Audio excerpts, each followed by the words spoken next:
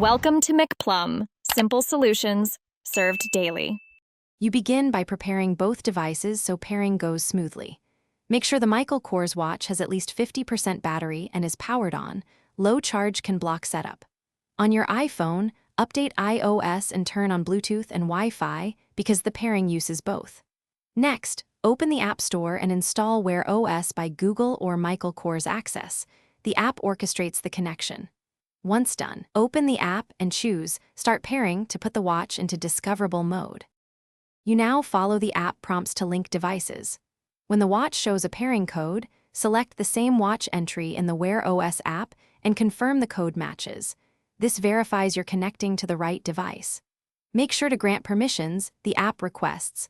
Location and Bluetooth let the phone discover the watch. Notifications and contacts let alerts and calls appear on the watch.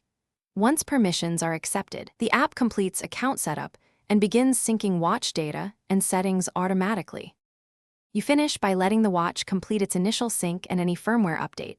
This can take several minutes, so keep both devices close. After syncing, customize watch faces, notification filters, and health permissions in the Wear OS or Michael Kors app so alerts behave the way you want.